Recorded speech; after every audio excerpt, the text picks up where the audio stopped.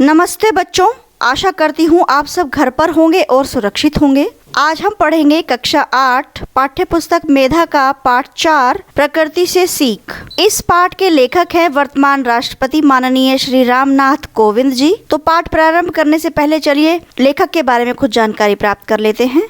माननीय रामनाथ कोविंद वर्तमान में भारत के राष्ट्रपति हैं। उनका जन्म 1 अक्टूबर 1945 को कानपुर देहात उत्तर प्रदेश के परोख गांव में हुआ था। वे एक राजनेता के साथ साथ समाज सेवी भी रहे। उन्होंने परोह गांव में अपना पुश्तैनी मकान ग्राम पंचायत को दान कर दिया, जिसका उपयोग गांव वाले बारात घर के रूप में कर रहे हैं। तो चलिए पाठ प्रारंभ करते हैं।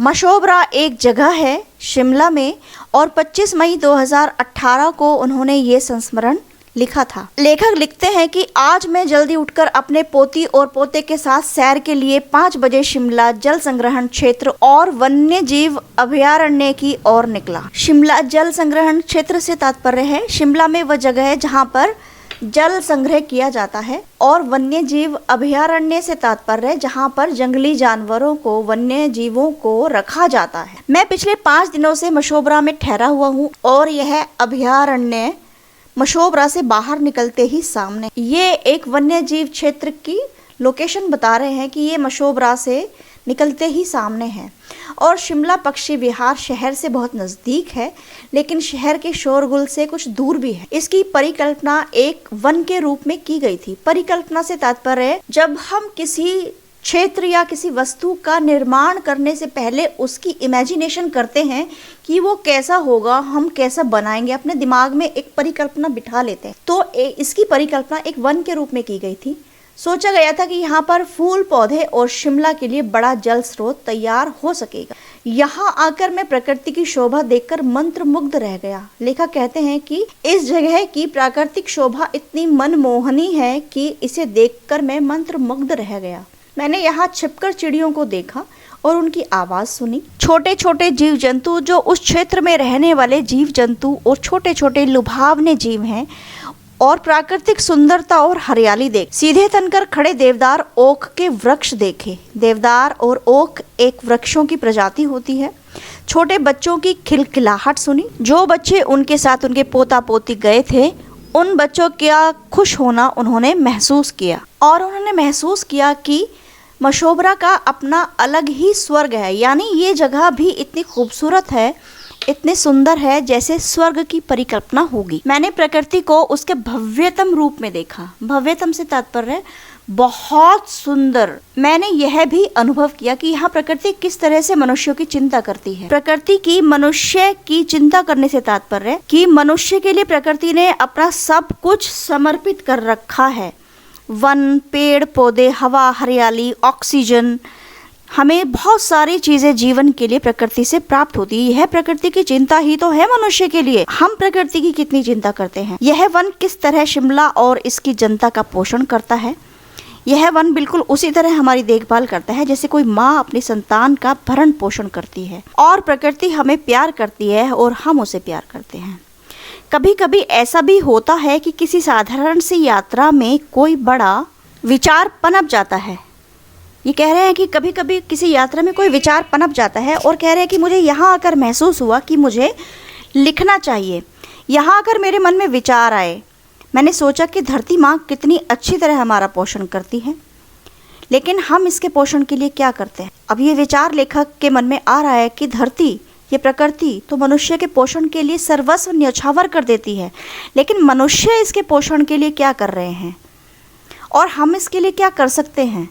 अगर हमें यह सुनिश्चित करना है कि प्रकृति एक संसाधन के रूप में, एक स्रोत के रूप में, मित्र के रूप में हमारी आने वाली पीढ़ियों के लिए उपलब्ध रहे, तो इसके लिए हमें क्या करना होगा। लेखक कह रहे हैं कि हमें ये सुनिश्चित करना होगा, हमें यह डिसाइड करना होगा कि आने वाली हमारी पीढ़ियों को प्रकृति के संसाधन मिलते रहें।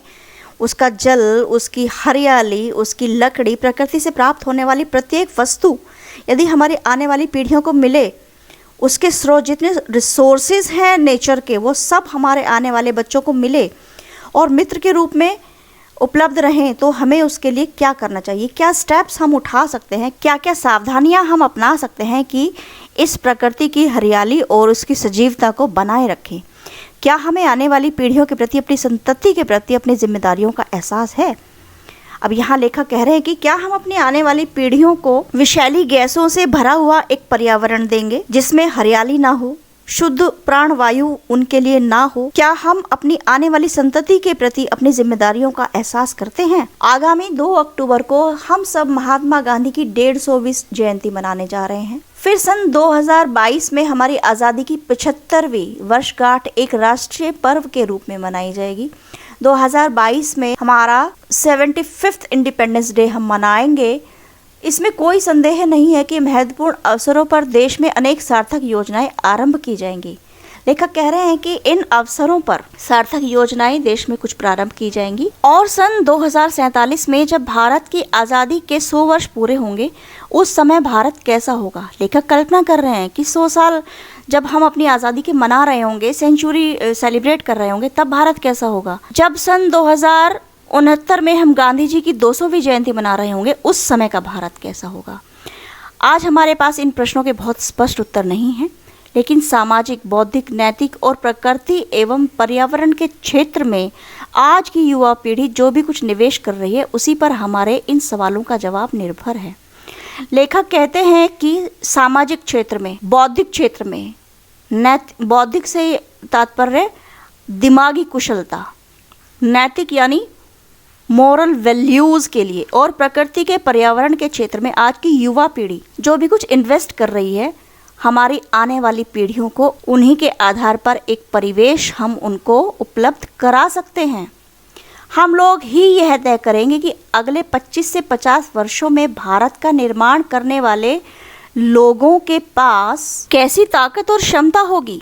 हम लोग ही तय करेंगे कि हजारों हजार वर्षों से जो नदियाँ, जो पहाड़, जो जंगल हमें इस प्रकृति ने अपनी पूरी भव्यता से उपलब्ध कराए हैं, वे नदियाँ, वे पहाड़ और जंगल क्या हमारी आने वाली पीढ़ियों को इसी भव्य रूप में उपलब्ध रह पाएंगे। सवाल लेखक ने हमारे समक्ष छोड़ा है कि जिस तरीके से हम प्रकृति का दोहन कर रहे हैं, हम जंगलों को काट रहे हैं, हम प्राकृतिक संसाधनों को नष्ट कर रहे हैं, जंगलों को काट काट कर नगर और बस्तियां बनाते जा रहे हैं, उस तरह से क्या हम अपनी आने वाली पीढ़ियों को ये पहाड़, ये जंगल, ये प्रकृति इसी भव्यतम रूप में उपलब्ध करा पाएंगे?